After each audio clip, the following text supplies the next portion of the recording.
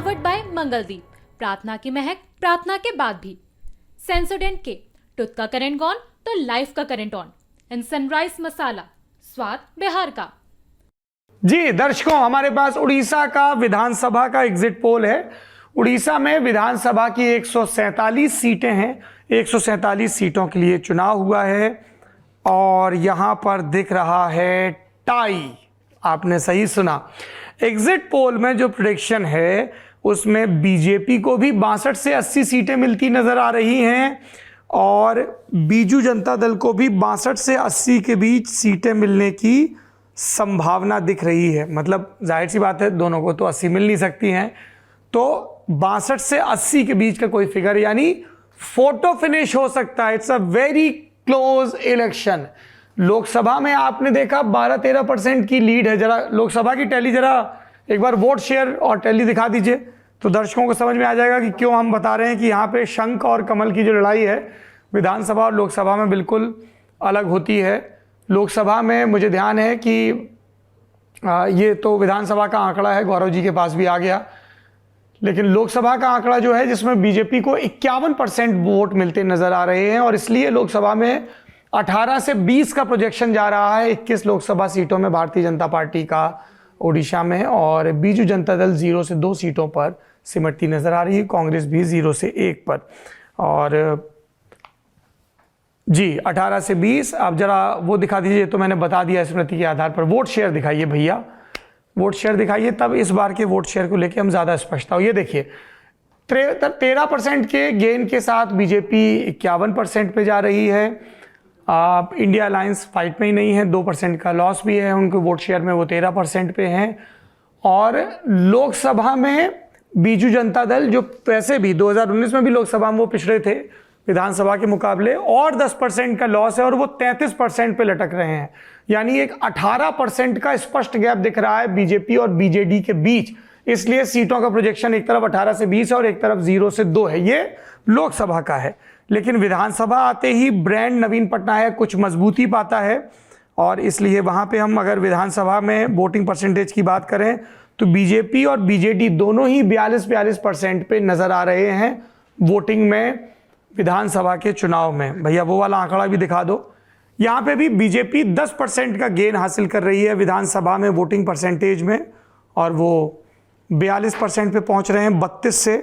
और बीजेडी 3% का लॉस कर रही है विधानसभा चुनाव के मुकाबले इस बार के पोलिंग में और वो भी 42 पर आ गए हैं। तो चूंकि दोनों का पोलिंग परसेंटेज प्रोजेक्शन के हिसाब से 42 दिख रहा है, इसलिए आप सीटों का अगर परसेंटेज देखेंगे तो सीटों का प्रोजेक्शन देखेंगे तो 62 से 80 और 62 से 80 नजर आ रहा है। हमारी साथी हैं सोनल, रहने वाली छत्तीसगढ़ की हैं, पर पत्रकार किसी एक राज्य का कहाँ ही रह जाता है। देश भर में इन्होंने चुनाव की कवरेज की। जरा 2 विंडो करिए, सोनल जी की थोड़ी तारीफ कर दूं। ये हमारी सहयोगी हैं सोनल जी, और जी स्क्रीन पर देख रही हैं, कभी ये कर्नाटक में नज़र आती हैं, कभी केरल में, फिर ये जाती हैं उड़ीसा, बिहार भी जाती हैं और उत्तर प्रदेश भी जाती हैं। कहाँ कहाँ गई? ओडिशा, बिहार, झारखंड, केरला, कर्नाटका, वेस्ट बंगाल। वाह क्या बात है। अब आप लल्लन टॉप की राष्ट्रीय स्तर की पत्रकार हो गई हैं। बताइए, ये जो विधानसभा में कांटे की टक्कर दिख रही है और लोकसभा में क्लियर एज दिख रहा है बीजेपी को, इसको लेके आपका क्या सोचना है? आपने ग्राउंड पे क्या देखा और जिन पत्रकारों से, वोटरों से बात की, उन्होंने क्या बताया? Over to you. सबसे पहले हम जो एक्सरसाइज करते हैं किसी भी राज्य में जाने के बाद, वहां के जो पत्रकार जो सालों से वहां ग्राउंड पर काम कर रहे हैं उनसे बातचीत करना। तो 3 पत्रकारों के साथ जब हमने अपनी मास्टर क्लास रिकॉर्ड की, उसमें एक पत्रकार ने बहुत ओपनली और क्लियरली ये कहा कि इस बार की फाइट में अगर बीजेपी बीजेडी को हराती हुई नजर आए या एग्जिट पोल के नतीजे या फाइनल नतीजों में दोनों में क्लोज फाइट दिखे तो मुझे कोई हैरानी या अचंभा नहीं होगा। आप सवाल अगर ये करें कि क्यों आप ऐसा कह रहे हैं, क्योंकि पिछली बार भी भारतीय जनता पार्टी जब विधानसभा का चुनाव लड़ रही थी तो वो नारा यही दे रही थी कि हम पूरी बहुमत के साथ यहाँ आ रहे हैं, हम सरकार बनाएंगे, ऐसी बातें वो कह रहे थे। लेकिन इस बार क्योंकि बीजेडी और बीजेपी ने अलग अलग चुनाव लड़ा और वहां पर प्रधानमंत्री की पॉपुलैरिटी भी उतना ही बड़ा फैक्टर है, साथ ही साथ उड़िया अस्मिता की, जिसकी बात भाजपा ने की, तो ये 2 फैक्टर भाजपा को फायदा देते हुए नजर आ रहे हैं। अगर मुद्दों की बात करें कि क्या मुद्दा है जो सबसे ज्यादा ग्राउंड पर दिखा या जिसकी वजह से जो हम अभी आंकड़ों में देख रहे हैं, हालांकि एग्जिट पोल के नतीजे हैं, ये एग्जिट पोल के आंकड़े, हम क्लियरली नहीं कह सकते कि रिजल्ट यही है, उसमें जो नुकसान बीजेडी को अगर होता हुआ दिख रहा है उसकी वजह सबसे पहली और ऑन ग्राउंड जो दिखी वो वीके पांडियन के खिलाफ नाराजगी। आप कितना भी बोलिए कि नवीन बाबू के चेहरे पर चुनाव लड़ा गया, नवीन बाबू की कई ऐसी स्कीमें हैं जो गांव-गांव तक पहुंची है, लेकिन उसके बावजूद लोगों में एक इस बात को लेकर असंतोष दिखा कि अब नवीन बाबू उतनी पब्लिक रैलीज नहीं करते। अगर आप बीजेडी की कोई भी पब्लिक रैली देखें तो उसमें वीके पांडियन ही एक कोर स्टार प्रचारक के तौर पर दिख रहे हैं। लोगों के बीच भी वो मैसेज जो भाजपा ने अपना सबसे बड़ा मुद्दा बनाया उड़िया अस्मिता का, वो जाता हुआ नजर आया। अब स्कीम्स की बात करते हैं जो बीजेडी की है और बीजेपी की है। मुझे याद है कि एक वोटर मिला था आईजी पार्क में और उसने बहुत संक्षेप में एक स्टेटमेंट दिया कि बीजेपी का यहाँ उड़ीसा आते ही पेपर लीक हो जाता है। आप बीजेपी की सेंटर से जितनी भी स्कीम्स देखते हैं हूबहू वो स्कीम्स यहाँ बीजेडी की सरकार ओडिशा में पहले ही लागू कर देती है। अगर उदाहरण के तौर पर बताऊं तो प्रधानमंत्री आवास योजना का फायदा लोगों को मिलता है, आप ओडिशा में जाएंगे तो बीजू आवास योजना मिलती है। आप किसान सम्मान निधि जो केंद्र सरकार देती है साल का 6,000 रुपए, एग्जैक्टली 6,000 रुपए कालिया योजना के तहत वहां की ओडिशा की सरकार देती है। लोगों ने इस तक का पैरेलल ड्रॉ किया कि जब राम मंदिर का फैसला आया तो पैरेलली उसी टाइम पे ही जगन्नाथपुरी कॉरिडोर बनाने का काम और उसको लेकर पूरा प्रोजेक्ट ओडिशा की सरकार ने शुरू कर दिया। और जो सेंटर में नवीन बाबू और प्रधानमंत्री के बीच की दोस्ती दिखती है, इनके बीच में जब आप 5 साल देखें, भले ही एक दूसरे के खिलाफ चुनाव लड़े, लेकिन 5 साल तक जो सरकार चलती है, जिस तरह से ये दोनों सरकारें काम करती है बीजेडी और बीजेपी, वो गठबंधन की सरकार जैसा ही दिखता है। तो लोग ये भी बोलते नजर आए कि वो तमाम बड़े फैसलों के पहले अगर बीजेडी बीजेपी के साथ जाती नजर आती है तो उसके पीछे कोई ना कोई रीजंस होते हैं। जहां पर स्टेट के उदाहरण के लिए अगर मैं आपको बताऊं कि रसगुल्ला कहा जाता है कि कोलकाता का है और जीआई टैग भी वेस्ट बंगाल को मिल चुका था, लेकिन जगन्नाथपुरी मंदिर में ये बहुत लंबे वक्त से प्रसाद के तौर पर चढ़ता आया है, इसको चढ़ाते रहे हैं। उसको वहाँ पर लोकल लैंग्वेज में हमारे साथ संदीप साहू जी जुड़े, वो बताएंगे कि क्या कहते हैं। तो उसके जीआई टैग को लेकर ओडिशा की सरकार थोड़ा सा नाराज थी कि हमें चाहिए, हमारा भी उतना ही हक है, आप कैसे रसगुल्ला को अकेले वेस्ट बंगाल का बोल दे रहे। तो सेंटर में ज़रूरत पड़ी जब दिल्ली का बिल आया, केंद्र सरकार को बीजेडी का साथ चाहिए था, बीजेडी ने साथ दिया और उधर उनको जीआई टैग मिल गया। तो लोग इस चीज़ का भी पैरेलल ड्रॉ करते नजर आए कि हमें पता है कि ये दोनों में कोई नाराज़गी है नहीं, कोई ज़्यादा डिफरेंस है नहीं, और जब साथ ही ये पॉलिसीज़ भी ऐसे ही है तो क्यों ना अब बदलाव किया जाए। और 25 साल का वक्त बहुत लंबा वक्त होता है। और अगर विस्तार से मैं आपको फैक्टर्स बताऊं जो बीजेडी के फेवरिंग फैक्टर्स है, जिसके कारण बीजेडी इतनी स्ट्रांग हुई या 25 साल तक राज कर पाई उस राज्य में, पहला फैक्टर या पहला स्कीम अगर जिसकी बात होगी और वो हर पत्रकार कहेंगे, वो है मिशन शक्ति। मिशन शक्ति जो सेल्फ हेल्प ग्रुप होते हैं, जो केंद्र सरकार की भी जैसी योजना है, उसके तहत महिलाओं के छोटे छोटे ग्रुप्स होते हैं, उनको जो राज्य की सरकार है वो 10 लाख रुपए साल में एक ग्रुप को 10 लाख लिमिट है, इतना देती है और उस पर कोई टैक्स नहीं लगता। महिलाएं अपना छोटा मोटा जो भी बिजनेस एमएसएमई का काम शुरू करना है वो करें और फिर वो पैसा रिटर्न करना होता है। हालांकि वो पैसा रिटर्न करने में भी उनको बहुत सारी छूट मिलती है, सब्सिडी मिलती है, ना दे पाए तो कोई बहुत ऐसे सख्त कानून नहीं है। और पत्रकार बताते हैं, साथ ही साथ हमने भी ग्राउंड पे देखा कि कई जगह पर इन महिलाओं का ग्रुप अब वोट बैंक बन चुका है। माने कि अगर आप देखेंगे 12 महिलाओं का ग्रुप है, उसमें से 3 या 4 काम कर रही हैं, बाकी 6 काम नहीं करती, लेकिन उनके हिस्से भी वो पैसे का शेयर आता है और कोई ना कोई बेनिफिशियरी स्कीम उन महिलाओं तक पहुंचती रहती है, जिसके कारण वो जो बीजेडी का वोट बैंक है वो बहुत इंटैक्ट नजर आता है कि ये बहुत स्ट्रांग है। और स्पेसिफिकली अगर मैं इसका उदाहरण और मुझे विस्तार से दे रहा हूं तो मैं आपको जिक्र करूंगी, जगन्नाथपुरी मंदिर से 14 किलोमीटर दूर एक गांव पड़ता है रघुराजपुर, उसको इंडिया का हेरिटेज विलेज भी कहा जाता है। हम जब वहां गए तो वो तमाम स्कीमें जो राज्य सरकार बताती है कि हमने महिलाओं के लिए मिशन शक्ति के तहत ये किया, फिर उनका जो सामान वो बना रहे हैं उसको बाजार देने के लिए भी, जो वीके पांडियन की पत्नी है वो ही मिशन शक्ति की चुनाव से पहले तक डायरेक्टर हुआ करती थी, तो वो बताते कि हमने ये बाजार दिया ताकि उनके प्रोडक्ट्स को सही प्राइस मिले, सही मार्केट मिले। लेकिन जब हम उस गांव में गए, लोग थैंकफुल दिखे कि ठीक है स्कीम आ रही है, हमें मार्केट भी मिल रहा है, हालांकि उस तरह का फायदा नहीं है जैसा सरकार दावा करती है। लेकिन समस्या ये है कि यहाँ पर बीजेडी के ही सांसद रहे, बीजेडी के ही विधायक है, ना हमारी सड़क बन पाई, ना हमारे घर तक पानी आ पाया। तो वो जो नल जल योजना की कमी के कारण उड़ीसा के लोग परेशान दिखते हैं, या उनको एक ये जो बड़ा फैक्टर लगता है कि इतने समय बाद भी हमारे घर तक नल नहीं आया, ये तभी आ सकता है जब केंद्र से इसमें इंटरवीन करेंगे। वो जो केंद्र सरकार की नल जल वाली योजना है वो आएगी और उसके लिए हमें मोदी सरकार को लाना है। तो वो जो कॉन्ट्राडिक्टरी उनके बयान और स्टेटमेंट्स दिख रहे थे कि खुश तो हैं हम, लेकिन हमें इस चीज़ का फायदा चाहिए और वो हमें लगता है कि अब नरेंद्र मोदी सरकार ही कर सकती है वो। देखो, और आप देखेंगे अगर बीजेपी का कैंपेन तो वो इन्हीं सब मुद्दों के अराउंड ज़्यादा था कि अब तक लोगों के घर पर नल नहीं आया है, अब तक लोगों को पक्का घर नहीं मिला है, जो आयुष्मान कार्ड योजना है वो वहां पर लागू नहीं हुई है। हालांकि राज्य सरकार का और कई लोगों का भी ये दावा है कि जो बीजू स्वास्थ्य कार्ड है उसका ज़्यादा फायदा मिला है। मुझे लगता है जिन आंकड़ों की आप बात करना चाह रहे हैं, हमारे साथ संदीप साहू है, वो आपको ज़्यादा बेहतर ये जो वोटिंग परसेंटेज में इजाफा हुआ है उसके बारे में बता पाएंगे, क्योंकि हमारी मास्टर क्लास में भी उन्होंने बहुत विस्तार से ऐसे नंबर्स के आधार पर बात की थी।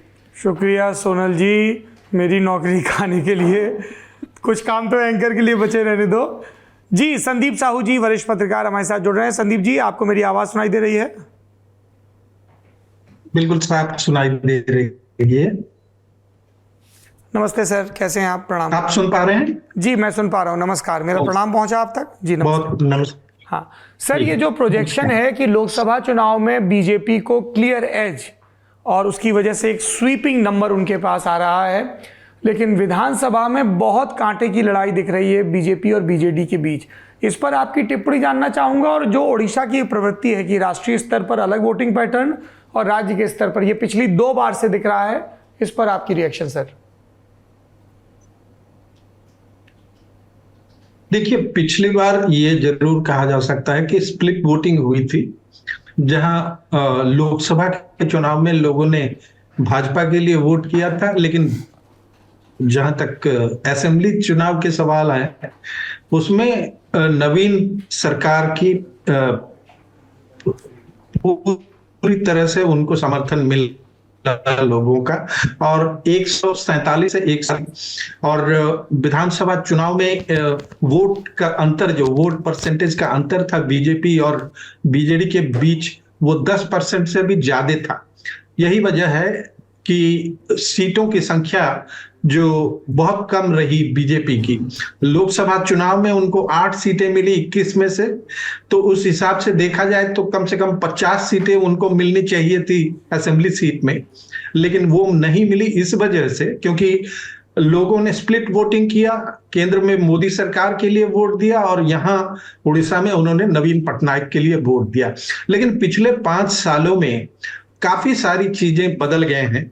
एक तो ये कि पिछली बार पांडियन कहीं नजर नहीं आ रहे थे। वैसे आप लोगों को बता दूं कि पिछली बार भी पांडियन ही पर्दे के पीछे से पूरा चुनाव वो संभाल रहे थे, चाहे टिकटों का बंटवारा हो या रणनीति तय करना हो, ग्राउंड पे एक्टिविस्ट उनके जो पार्टी के कार्यकर्ता हैं उनको डायरेक्ट करना हो, सब कुछ वो पर्दे के पीछे से कर रहे थे। लेकिन इस बार फर्क ये है कि पिछले नवंबर में उन्होंने अपनी नौकरी से इस्तीफा दिया और बीजू जनता दल में ज्वाइन किया, और सबसे ज्यादा दिखने वाले और सुनने में आने वाले नेता बीजू जनता दल के इस चुनाव में वही रहे। नवीन पटनायक भी कभी कभार ही प्रचार के लिए निकला करते थे, लेकिन ज्यादातर आम सभा जो हुई चुनाव के दौरान, जो प्रचार हुआ, पूरा उसका जिम्मा पांडियन ने संभाला, और पांडियन के अलावा दूसरे किसी नेता को मंच पर देखा नहीं गया। और इसका एक बहुत ही नेगेटिव मैसेज लोगों पे गया कि नवीन पटनायक पांडियन को तैयार कर रहे हैं उनके बाद काम संभालने के लिए या दल और सरकार का जिम्मा लेने के लिए। तो नवीन पटनायक अभी भी अपनी लोकप्रियता बनाए रखे हैं उन्होंने। नवीन के खिलाफ किसी की बहुत ज्यादा नाराजगी नहीं है, लेकिन हालांकि ये जरूर है कि 24 सालों से, क्योंकि सरकार उन्हीं की है और केवल सरकार नहीं है, बहुत भारी बहुमत से उनकी सरकार हर बार बनी है, पिछले 3 चुनाव के आंकड़े अगर देखें तो हर बार उनको 100 से ज्यादा सीटें मिली हैं। इसलिए लोगों को अभी कुछ हद तक नाराजगी, कुछ संतोष इस बार है कि 24 साल सत्ता में रहने के बाद भी लोगों की जो बुनियादी सुविधाएं हैं, मान लीजिए ड्रिंकिंग वाटर हो, पीने का पानी हो, या सड़क हो, या स्वास्थ्य सेवा हो, वो अभी तक कई इलाकों में मिल नहीं पाया है। और जो फ्रीबीज नवीन सरकार ने लागू किए हैं लोगों के लिए, उसका फायदा तो लोगों को मिला, लेकिन उसको लेकर भी इस बार कुछ असंतोष नजर आया लोगों में, क्योंकि डिलीवरी सिस्टम जो है वो इस तरह बनाया गया है कि कोई भी लाभार्थी हो वो कुछ घूस दिए बिना वो स्कीम के फायदे उसको नहीं मिल पाता, चाहे वो बीजू आवास योजना हो, या फिर आप कहें स्वास्थ्य सेवा में जो कार्ड दिया गया उसके कहिए, या कोई भी टॉयलेट बनाने का स्कीम हो, कोई भी स्कीम में, हर स्कीम में लोगों को पैसा देना पड़ता है, जो स्थानीय कार्यकर्ता दल के और ऑफिसर वो बांट के खाते हैं। इसके अलावा एक बड़ा मुद्दा ये था कि पिछली बार 1 रुपये का चावल, जो बहुत बड़ा नवीन पटनायक के लिए जीतने का एक बड़ा वजह पिछले चुनाव तक रहा, लेकिन इस बार जब कोरोना के बाद केंद्र सरकार ने गरीब कल्याण योजना लागू की, उसके बाद से और ये 1 रुपये वाला चावल, वैसे वो 1 रुपया वाला चावल जो मिलता था लोगों को, उसमें केंद्र सरकार का हिस्सा था 29 रुपए, राज्य सरकार देती थी 2 रुपए, और जो खरीदार है या लाभार्थी है उसको 1 रुपया देना पड़ता था। लेकिन पूरा उसका जो श्रेय है, पूरा जो उसका क्रेडिट है, बीजेडी सरकार को जाती थी, नवीन सरकार को जाती थी। लेकिन जब से ये गरीब कल्याण योजना के लोग राशन मुफ्त दिया गया, वो जो बड़ा नवीन सरकार के लिए एक सपोर्ट बेस था वो चला गया, क्योंकि लोगों को अब पता चल गया कि ये पूरा केंद्र सरकार का जिम्मा है। और बीजेपी ने भी ग्राउंड लेवल पे इस इंप्रेशन को दूर करने के लिए काफी मशक्कत की, लोगों में ये बात फैलाई कि ये नवीन सरकार नहीं, मोदी सरकार दे रहे हैं। उसका भी खामियाजा कुछ हद तक भुगतना पड़ा। लेकिन आप अगर कहें तो सबसे बड़ा मुद्दा इस बार चुनाव में जो देखा गया वो पांडियन को लेकर था, और एक तरह आप कह सकते हैं कि ये पांडियन के ऊपर एक तरह से रेफरेंडम था ये चुनाव। और यही लोगों में जो नाराजगी थी, लोगों की नाराजगी नवीन पटनायक से नहीं थी या उनकी सरकार से नहीं थी, लोगों की नाराजगी इस बात से थी कि नवीन जानबूझकर एक तमिल ओरिजिन के आदमी को थोपने की कोशिश कर रहे हैं जो इनको मंजूर नहीं था। और सत्तारूढ़ दल के बाकी जितने भी नेता हैं, किसी को कहीं देखा नहीं गया, मंच पर कहीं प्रचार करते हुए देखा नहीं गया।